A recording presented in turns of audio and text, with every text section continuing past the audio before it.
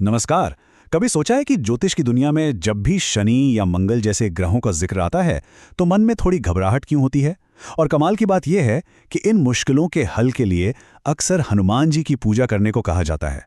तो क्या यह सिर्फ एक इत्तेफाक है या इसके पीछे कोई गहरा ज्योतिषीय और शास्त्रीय राज छिपा है?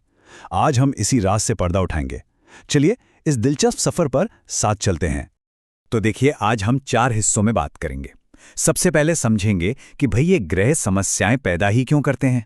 फिर देखेंगे कि हनुमान जी कैसे एक डिवाइन सॉल्यूशन बनकर आते हैं। उसके बाद हम शास्त्रों और पुराणों में इसके सबूत ढूंढेंगे और आखिर में पूजा पाठ के कुछ आसान तरीकों पर भी नजर डालेंगे।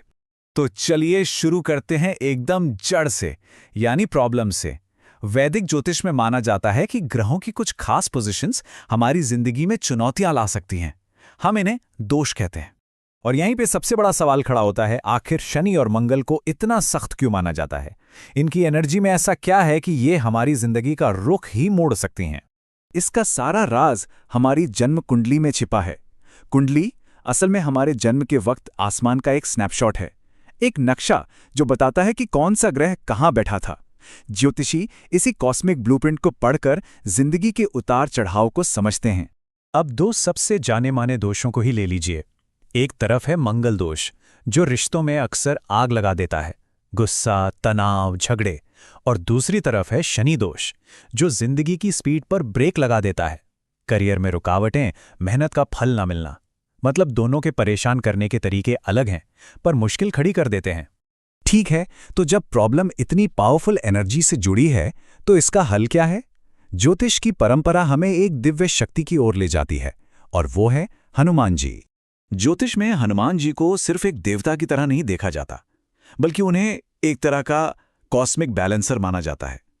वो परम शक्ति हैं जो मंगल के गुस्से और शनि की सख्ती दोनों को कंट्रोल कर सकती हैं।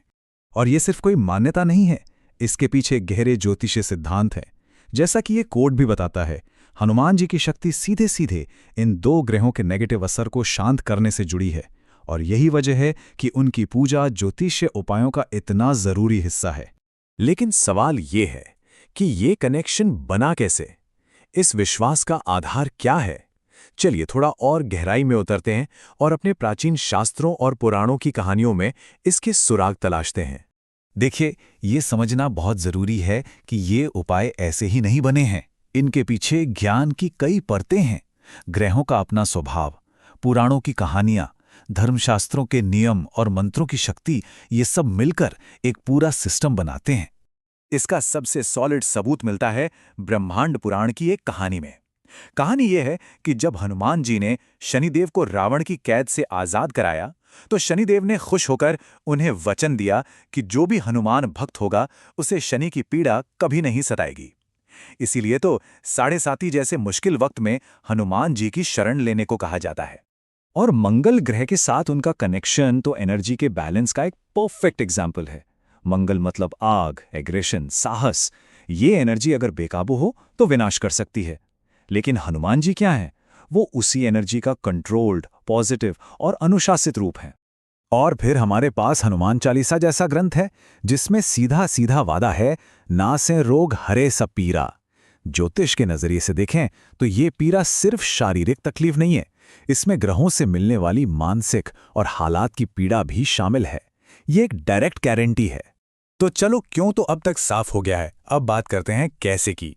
वो कौन से प्रैक्टिकल तरीके हैं जिनसे हम इन दिव्य शक्तियों से जुड़ सकते हैं?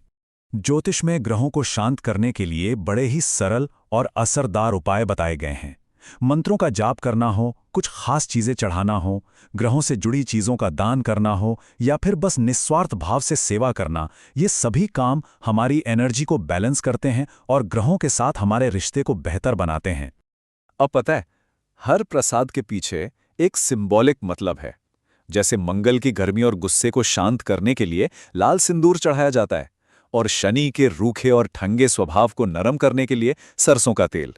हर उपाय के पीछे एक ज्योतिषीय लॉजिक है। इन उपायों को ना और भी पर्सनल बनाया जा सकता है, राशि के हिसाब से। जैसा यहां देख सकते हैं, जिन राशियों के स्वामी मंगल या शनि हैं, जैसे कि मेष, वृश्चिक, मकर और कुंभ, उनके लिए खास उपाय बताए गए हैं। जैसे वृश्चिक राशि के लोगों के लिए हनुमान बाहुक का पाठ बहुत अच्छा माना जाता है, तो वहीं कुंभ राशि वालों को सुंदरकांड का पाठ करने से फायदा हो सकता है। तो आखिर में ये सारी बातें हमें एक बहुत गहरे सवाल पे लाके खड़ा कर देती हैं। एक तरफ हम ग्रहों की चाल समझने के लिए गणित और ज्योतिष का इस्तेमाल करते हैं, और दूसरी तरफ उसके हल के लिए हम भक्ति और आस्था का सहारा लेते हैं। तो क्या ऐसा हो सकता है कि इस ब्रह्मांड को समझने के लिए विज्ञान और विश्वास असल में एक ही सिक्के के दो पहलू हों? इस पर सोचिएगा जरूर।